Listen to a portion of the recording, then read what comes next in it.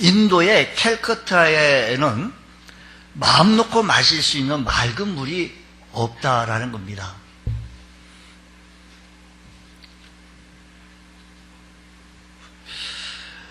캘커타의 분베이는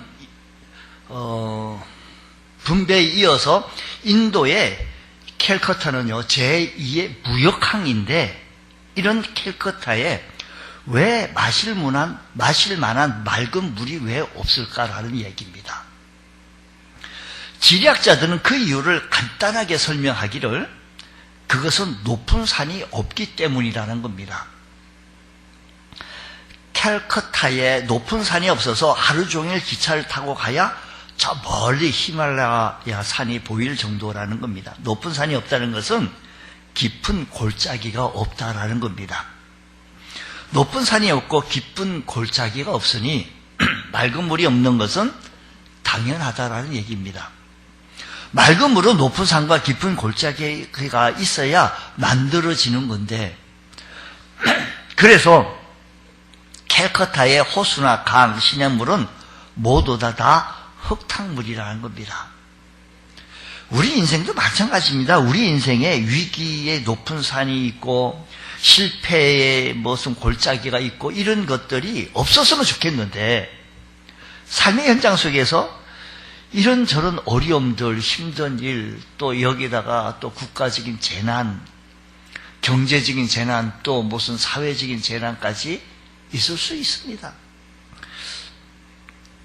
인생을 생기로 적셔줄 생수는 좀 많이 좀 있었으면 좋겠는데, 이런저런 어려움 때문에 우리가 겪고 있는 이 현장 속에서는 왜 이렇게 힘들까라고 느껴집니다.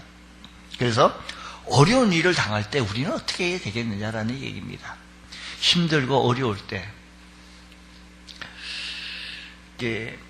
런던 시민들은요, 신선한 청어를 좋아한답니다. 그래서 북해에서 청어를 잡아오는데 먼 곳에서 가져오다 보니 신선도가 떨어진다는 겁니다.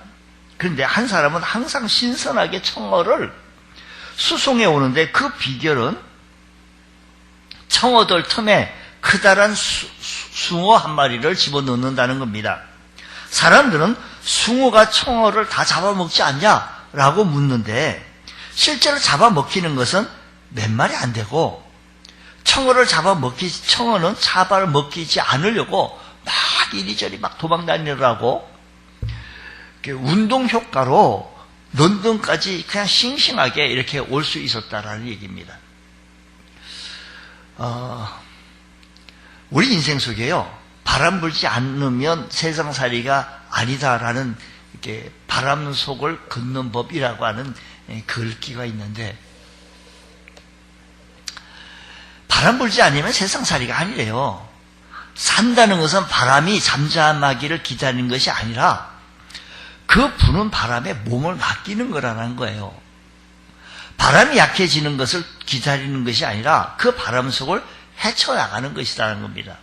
두 눈 똑바로 뜨고 지켜볼 것, 바람이 더 셀수록 왜 연은 더 높이 나느냐라는 얘기입니다. 우리는 고난이 없기만 바랄 것이 아니라 그것을 이겨나가야 한다는 겁니다. 우리에게 있어서 가장 중요한 신앙, 가장 소중한 신앙이 주어졌으면 이런 고난 속에서도, 이런 환난 속에서 그 신앙 가지고 이겨낼 수 있는 자, 그래서 내가 이 어려움을 믿음으로 이겨냈더니 이런 결과가 있었다라고 얘기해 볼 수 있는 귀한 은혜, 우리 모두에게 있기를 원합니다. 시편 말씀 50절 아삽의 시입니다. 15절에 환난 날에 나를 부르라고 합니다. 지금 이 시인은 어려운 환난을 겪고 있는 것으로 보여지잖아요. 때로 하나님을 믿는 신앙인에게도, 예수 잘 믿는 우리들에게도 원치 않냐는 고난이나 초대받지 않는 손님처럼 찾아와서 우리의 삶의 안정을 깨트리고 우리의 삶의 안정을 흔들 때가 참 많습니다. 믿음까지 흔듭니다. 신앙까지 흔듭니다. 하나님, 제가 지금까지 예수 잘 믿고 교회 잘 섬겼는데 얻어지는 결과가 이겁니까? 몇십 년 내가 주님을 섬겼는데 이래하면서 이렇게 또 좌절해요. 이럴 때 우리는 어떻게 이 재난이나 고난이나 어려움을 이겨낼 수 있느냐라는 겁니다. 성경은 말합니다. 사람이 감당할 시험 밖에는 너희가 당한 것이 없나니 오직 하나님은 믿부사 너희가 감당하지 못할 시험을 당함을 허락하지 아니하시고 시험 당할 즈음에 피할 길을 내사 너희로 능히 감당하게 하시느니라고 했습니다. 주님은 헤쳐갈 길을 마련해 주신다는 겁니다. 그러면 성도들이 어려울 때 위기를 극복하고 이겨낼 수 있는 길은 과연 무엇일까라는 겁니다. 우리들의 삶의 현장 속에서 어렵습니까? 어떤 분은요, 어렵다고 뭐 이렇게 저렇게 여러 가지 표현을 합니다.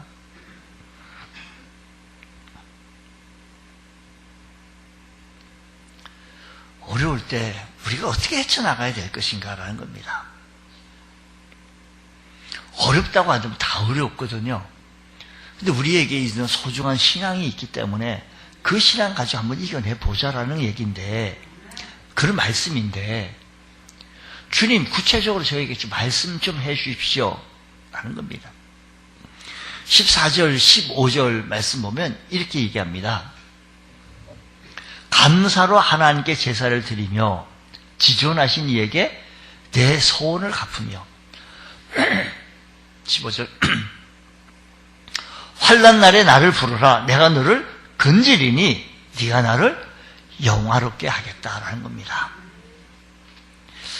이 말을 다른 성경 공동번역 성경에는요, 한번 좀 공동번역 성경, 사람이 하느님에게 바칠 제물은 감사하는 마음이요, 사람이 지킬 것은 지존하신 분에게 소원한 것을 갚는 일이다. 어려운 일을 당할 때 나를 불러라, 구해주리라, 너는 나에게 영광을 돌려라 라고 말씀합니다. 자, 이 말씀 한번 좀 분해해서 보십시다. 나눠서요. 이 말씀 통해서 우리가 어려운 일을 당할 때 우리들이 가져야 할 믿음의 자세가 과연 무엇일까라는 겁니다. 첫째는 감사로 하나님께 예배드리라는 겁니다. 감사로 하나님 앞에 예배드리라. 예배 안 나갈 구실을 찾는 게 아니고 감사로 예배를 드려보자라는 얘기입니다. 우리가 환난 가운데 무엇보다도 먼저 생각할 일은 우리에게 이미 베풀어 주신 하나님의 은혜를 깨닫고 그 은혜에 감사하며 하나님께 예배드리는 겁니다. 사람들은 어려운 일이 생기면 놀랍니다. 두려워합니다. 왜 이런 어려운 일이 닥쳤냐고 하나님께 감사보다 원망부터 합니다. 그러나 오늘 말씀 우리에게 먼저 하나님께 감사 예배를 드려보라라는 겁니다. 감사 예배. 그것이 문제를 해결할 수 있는 첩병이기 때문에 성경 그렇게 말씀합니다. 예수님 십자가를 눈앞에 두고서도 십자가 얼마나 고난입니까? 이 십자가 너무 끔찍한 사형 형틀이죠. 십자가. 그 의미적으로 볼 때는 그거 갖고 또 시비 거는 사람이 있어요. 왜 교회에 십자가가 있냐 뭐 이렇게 시비 거는데, 의미적으로 볼 때는 그 십자가 형틀이 사형 형틀이고 죄수들의 매는 뭐 그런 형틀이, 그게 뭐 자랑스럽게 왜냐 뭐 이렇게 따지는데, 그런 게 그 얘기를 속에서 그 숨어 있는 얘기를, 그 십자가를 통해서 예수님이 나를 위하여 십자가에서 돌아가신 것, 죽으신 것을 생각하고 주님의 우리가 구원받은 감격과 감동, 감사, 이것을 찾아야 되는데 이상한 것만 좀 찾는 사람들이 없잖아요. 있어서 어쨌든 오늘 말씀에 하나님께 감사하자는 겁니다. 근데 주님은 십자가 앞에 놓고 뭐라고 했는 거지 한번 보자고. 십자가, 거의 고난 앞에, 이 어려운 일을 할 때 마태복음 26절 말씀 보면 십자가 그 앞에 그들이 먹을 때 예수께서 떡을 가지자 축복하시고 떼어 제자들에게 주시며 이르시되 받아서 먹어라, 이것은 내 몸이니라 하시고, 또 잔을 가지사 감사 기도하시고 그들에게 주시면 이르시되 너희가 다 이것을 마시라고 했습니다. 이 기도가 부활의 영광을 덧입게 하였고 제자들을 구원한 것입니다. 여러분, 감사 기도. 여러분, 성경에는 어려운 시기에 하나님께 예배 드리되 힘든 시기에 감사 예배를 드려보라. 아니, 지금 힘든 때, 아니, 내가 풍요롭게 하고 배부르게 하고 좋게 잘, 이러면 내가 감사 얼마든지 하지. 근데 우리 하나님께서는 이 어려운 시기에 환난에 성경 그렇게 15절, 14절, 15절 그렇게 말씀하잖아요.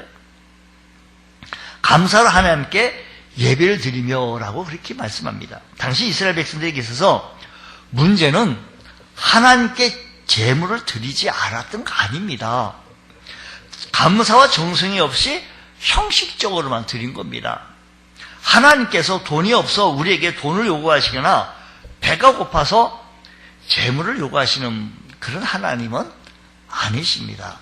세상 모든 것이 다 하나님 것인데 굳이 하나님께서 우리에게 무엇을 요구할 필요가 있으시겠습니까? 없습니다. 하나님은 다만 우리의 사랑과 감사와 정성만 받기를 원하시는 겁니다. 우리의 예배에 정성이 있어야 하고 우리 예배에, 우리 재물에 감사가 있어야 한다는 겁니다. 시편 기자는 감사함으로 그 문에 들어가며 찬송함으로 그 궁정에 들어가서 그에게 감사하며 그 이름을 송축할지어다라고 했습니다. 감사 중에는 하나님께로부터 사랑과 축복을 받고 이를 인해 드리는 감사가 있고 고난 중에서도 하나님의 은혜를 깨닫고 드리는 감사가 있습니다. 하나님 우리의 마음과 정성을 받으십니다. 같은 헌금이라도 본걸 받고 급여를 받고 월급을 받고 처음 하나님께 구별하여 드린 헌금과 아무런 정성 없이 다른 사람들이 헌금하니까 안 할 수도 없고 그제서 주머니 뒤적이다 손에 잡힌 대로 드리는 것하고는 차이가 있을 것입니다. 그래서 8절 말씀하시기를 이렇게 말합니다. 나는 내 재물 때문에 너를 책망하지 않는다 그래요. 내가 드리는 이 재물 때문에 책망하지 않는다. 내 번제가 항상 내 앞에 있음이로다 라고 말씀합니다. 여러분, 우리가 살아가는데 하나님은 어떤 예배를 받으시는가? 억지로 드리는 예배, 마지못해서 드리는 형식적인 예배, 그거 하나님께서 안 받으십니다. 하나님은 특별한 예물이 없어도 감사로 드리는 예배를 영광스럽게 받으신다라는 겁니다. 영어 성경에 이 말씀을 감사가 하나님을 영화롭게 하는 예배다, 제사다, 예배다라고 말했습니다. 감사가 하나님이 받으시는 제물이며 어떤 제물보다 감사를 올려놓는 것이 가장 중요하다는 겁니다. 여러분, 감사가 무엇입니까? 우리들의 삶에서요, 우리 마음과 감사, 누구를 향해서 감사해야 되겠습니까? 사람들에게는 감사, 그냥 얼마나 잘합니까? 우리 얼마나 말 잘합니까? 말을 요즘 젊은이들 잘 만들어가지고 얼마나 참 아름답게 예쁘게 말하잖아요? 근데 여기서 말하는 것은 그 사람들에게 그렇게 예쁘게 아름답게 만들어서 가공해가지고 만들으라고 하는 것이 아니고 누구한테 감사하라고요? 하나님께 감사하라는 겁니다. 우리가 자꾸 번지수를 잘못해요. 그런데 하나님이 받으시는 이 예배에 하나님께 감사하라고 하는데 하나님을 인정하는, 하나님께 감사한다는 것은 하나님을 인정하는 것이며 하나님 예배를 통해서 그 영광을 받으시는데 감사는 하나님을 인정하는 것이기인데 왜 그게 안 됩니까? 자꾸만 하나님을 잊어버리기 때문입니다. 원인은 자꾸만 하나님을 잊어버린다는 겁니다. 옆 사람 보고 이렇게 물었어요. 자꾸만 잊어버리세요? 자꾸만 잊어버리세요? 갑자기 눈을 지그시 감고 이렇게 또 묵상이 잡힌 계신 분은 또 덤으로 푹 치고 물어봐야 돼. 감사를 받으시 합당하신 주님, 이 모든 것을 허락하신 주님, 우리의 삶을 인도하며 우리를 사랑하시는 하나님을 망각할 때가 참 많습니다. 우리가 누리는 모든 것이 다 하나님께로부터 왔으며 하나님 우리 인생의 모든 것을 가능케 하셨고 모든 순간마다 주님이 역사하신다는 사실을 잊어버릴 때 우리는 감사할 수가 없습니다. 22절, 오늘 본 50장 22절, 아까 읽지는 않았지만 22절 말씀 보면 이렇게 말씀합니다. 다 같이 한번 읽어보겠습니다. 오늘 본문장에 시편 50편 22절이거든요. 시작. 하나님을 잊어버린 너희여, 이제 이를 생각하라. 그렇지 아니하면 내가 너를 찢어지리. 건질 자가 없으리라고 했습니다. 여러분, 하나님을 잊어버린 너희여, 자꾸만 잊어버려요. 누구를? 하나님을 잊어버려. 아삽은요, 하나님을 잊어버리지 말라고 합니다. 내게 온 것들, 내게 지금 주어지는 것들, 공짜로 덤으로 그냥 주어진 것이 아닙니다. 모든 것이 하나님이 공급해 주셔서 우리가 누리는 겁니다. 오늘 말씀 7절 말씀에 이렇게 내 백성아 들을지어다. 내가 말하리라. 이스라엘아, 내가 내게 증언하리라. 나는 하나님 곧 내 하나님이로다고 했습니다. 그런 하나님이 7절에 있는 그런 내 백성을 내가 말해 이스라엘아, 내가 내게 증언하는데 나는 하나님 곧 내 하나님이야. 그런 하나님이 10절에서 말씀하시기를요. 10절에 이는 산림의 짐승들과 무산의 가축이 어떻다고요? 다 하나님 것이래요. 하나님 것이래요. 세상 모든 것이 하나님 것이며 하나님의 모든 것을 주관하신다는 겁니다. 우리는 하나님을 하나님으로 마땅히 인정해 드릴 때 감사가 나옵니다. 여러분, 하나님을 기억하며 오늘도 감사하며 예배를 한번 드려보십시오. 우리가 이렇게 예배 자리에 나와서 현장에 와서 예배할 수 있다는 것이 얼마나 또한 감사합니까? 물론 방송으로 오늘도 예배하는 모든 여러분들 또 예배 드린다는 것이 얼마나 감사합니까? 진정으로 드립시오. 신령과 진정으로 은혜되게 하나님 앞에 드려야 합니다. 제가 젊었을 때 몸이 좀 많이 아팠습니다. 아파서 병원에 입원했습니다. 검사상에 필라니까 저보고 먹지를 말래요. 이걸 보고 밥 먹지 말, 금식하라는 겁니다. 며칠 굶었습니다. 검사하고 드디어 음식을 먹어도 된다는 의사의 말을 들었을 때 그 기쁨은 이루 말할 수 없었습니다. 첫 끼로 배식받은 것은 미움과 된장국입니다. 평소에 그들도 보지도 않는 그런 음식이었습니다. 된장국이라고 해야 말이 된장국이지 맑은 국입니다. 별것 아닌 음식에 미각이 다시 살아나는 놀라운 경험을 한 겁니다. 이렇듯 한 그릇 물러나서 보면 감사할 것이 너무 많습니다. 오늘 아침 식사도 잘 드셨고 얼마나 감사합니까? 또 교회를 향하여 발걸음을 내딛는 이 발걸음이 이 공기도 햇빛도 건강도 생명도 다 내게 주어진 하나하나가 다 감사한 겁니다. 오늘 우리 교회 어르신이 이렇게 끌고 이게 뭐라 그러든가 이게 휠체어가 아니고 뭐 이렇게 끌고 이거 뭐 그 유모차인가 이렇게 끌고 오시느라고 참 얼마나 감사합니까? 그렇게 오실 수 있다는 것이 감사한 거예요. 건강도 생명도 내게 주어진 모든 하나하나가 다 감사한 겁니다. 하나님이 내게 주신 겁니다.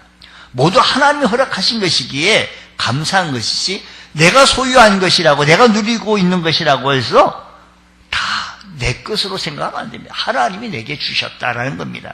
우리가 살아가면서 때로 힘들고 어려운 일이 주어질 수 있습니다. 그 가운데서도 역사하시는 하나님, 어렵고 힘들고 이 와중 속에 주님께서 역사하시는 사랑으로 돌보시고 하나님께서 역사하시는 그 하나님을 신뢰하고 하나님을 따라간다는 것이 얼마나 감사하고 복입니까?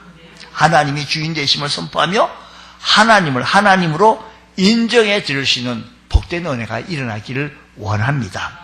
그런데 어떻게 그런 감사를 할 수가 있느냐? 자, 로마서 8장 28절 말씀 보면요.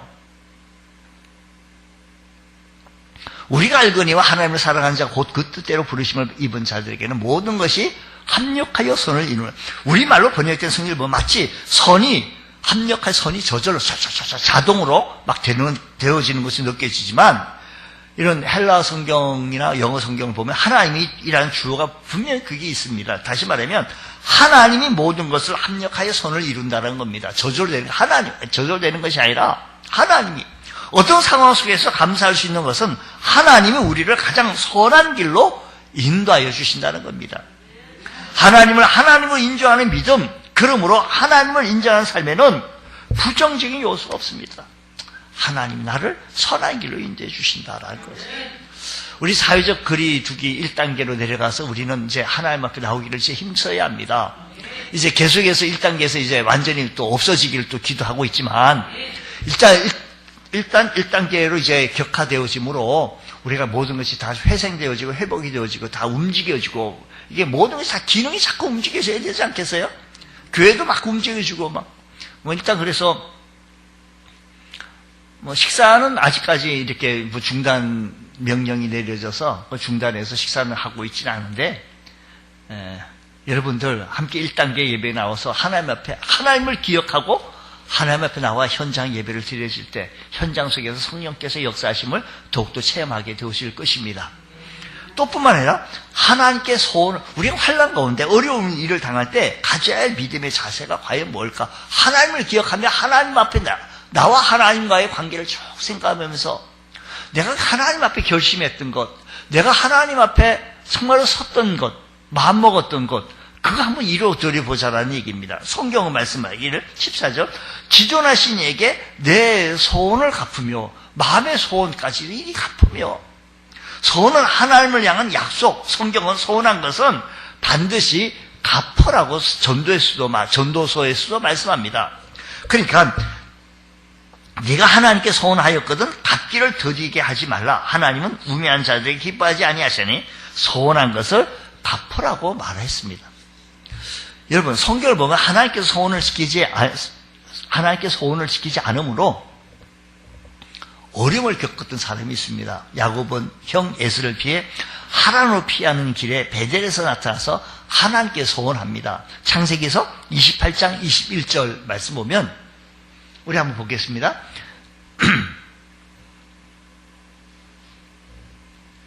내가 편안히 아버지 집으로 돌아가게 하시오면 여호와께서 나의 하나님이 되실 것이요 내가 기둥으로 세운 이 돌이 하나님의 집이 될 것이요 하나님께서 내게 주신 모든 것에서 10분의 1을 내가 반드시 하나님께 드리겠다라고 약속하셨습니다.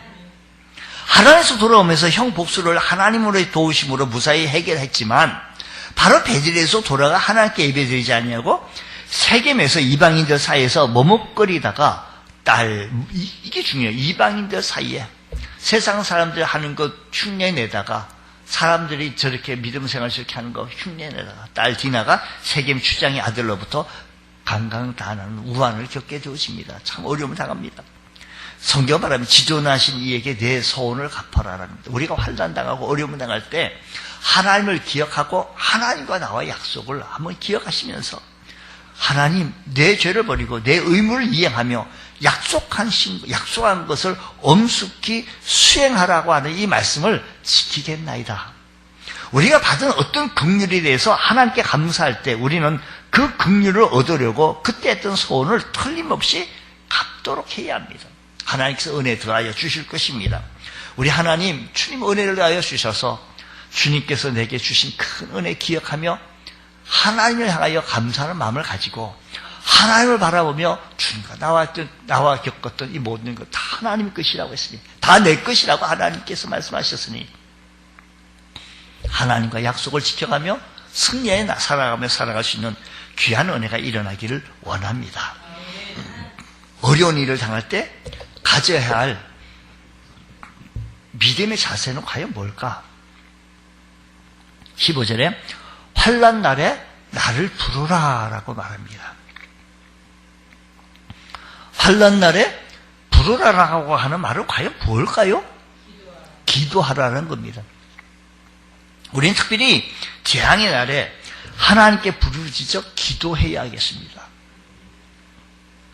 다윗이 사울을 피해 블레셋 시글락에 거하면서 전쟁터에 나갔다가 아말렉 사람들이 쳐들어와서 그 성읍을 불사르고 마을을 불사르고 아내와 자식들과 모든 소유를 탈취하여 달아나 버렸습니다. 다윗은 소리 높이 울다가 잿더미 속에서 하나님께 부르짖어 기도합니다.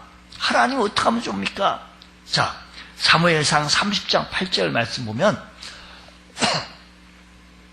다시 여호와께 묻자와 이르되 내가 이 군대를 추격하면 따라잡겠나이까? 아니 여호와께서 그에게 대답하시되 그를 쫓아가라. 네가 반드시 따라잡고 도로 찾으리라고 합니다.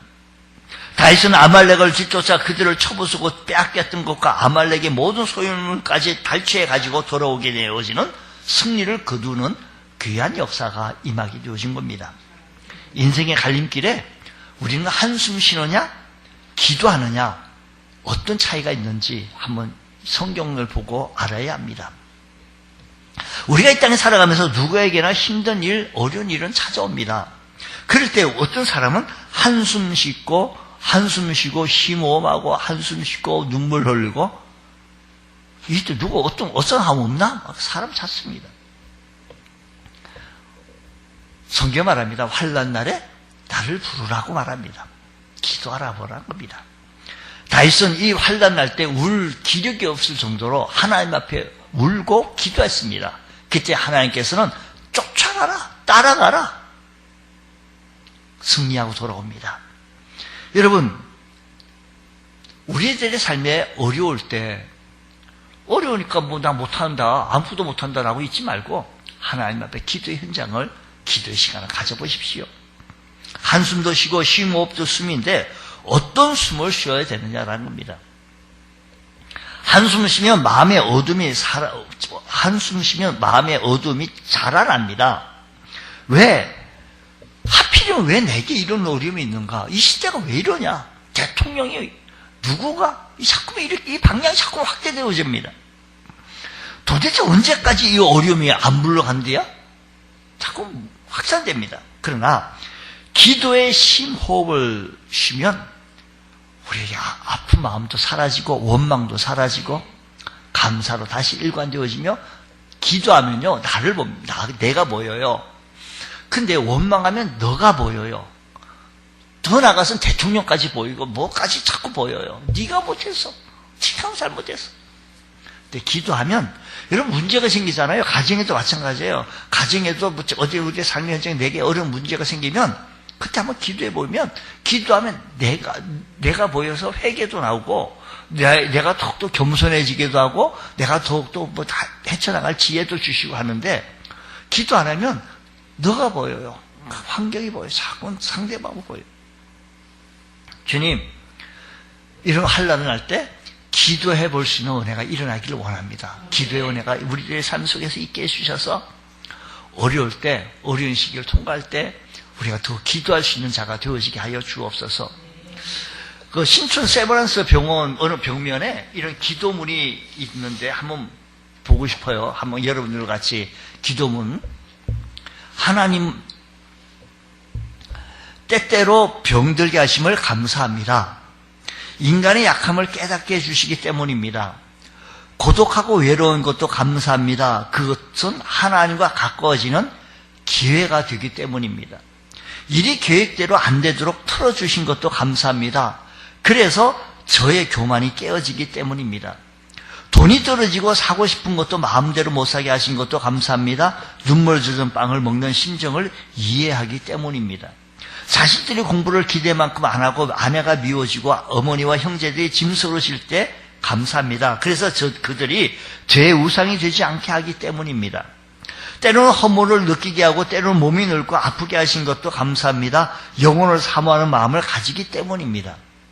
불의와 부정이 득세하는 세상에 태어난 것도 감사합니다. 하나님의 의를 사모하기 때문입니다. 제게 잘못하고 저를 비방하는 사람들이 있게 하심도 감사합니다. 그럴수록 더욱 겸손해지고 더욱 노력하기 때문입니다. 오늘 밤 잠 못 이루고 지치게 하신 것도 감사합니다. 그래서 병들고 고통받는 이웃들을 위해 기도할 수 있기 때문입니다. 하나님 그럼에도 불구하고 제게 감사할 수 있는 마음을 주신 것을 더욱 감사합니다. 오늘도 감사함으로 행복의 문을 열어가는 좋은 날 되게 하여 주옵소서라는 겁니다. 여러분, 어려운 일을 당할 때 무엇보다도 기도 현장을 잡자, 기도의 시간을 잡자라는 겁니다. 여러분, 무지개요, 보고 싶은 자는 비를 즐기는 법을 배워야 한다는 겁니다. 무지개는 비가 내려야만이 볼 수 있대요. 우리 인생에는 때때로 슬픔과 눈물의 비가 쏟아지지만 감사하고 소원을 지키고 그리고 기도하면 하나님 있지 않냐고 감사하고 하나님과의 관계를 내가 보면 하나님께 내가 약속했던 거 지켜가며 다시 찾아가며 하나님 앞에 기도의 현장을 들어가게 되어지면 찬란한 무지개가 떠오를 것이다라는 겁니다. 오늘 말씀 14절 15절 우리 같이 소리내서 한번 읽어보도록 하겠습니다. 시작. 감사로 하나님께 제사를 드리며 지존하신 이에게 내 소원을 갚으며 환난 날에 나를 부르라. 내가 너를 건지리니 네가 나를 영화롭게 하리로다. 하나님 은혜가 충만하게 임할 수 있는 여러분들 가정들 다 되시기를 축복합니다. 기도하겠습니다. 하나님 아버지 감사합니다. 저희들에게 크신 은혜 베풀어 주시고 성령으로 충만케 채워지게 하여 주셔서 어려울 때 힘들 때 환난 있을 때 더욱더 감사하며 예배하게 하여 주시고 소원을 하나님 앞에 갚으며 하나님 앞에 나와 기도의 현장을 찾을 수 있는 저희들 되어지게 하여 주옵소서. 주님 붙잡아 주시옵소서. 주님 은혜를 베풀어 주옵소서. 주의 은혜 가운데 승리하며 살아갈 수 있는 복된 성도 되어지게 하여 주옵소서. 예수님 이름으로 기도드리옵나이다. 아멘.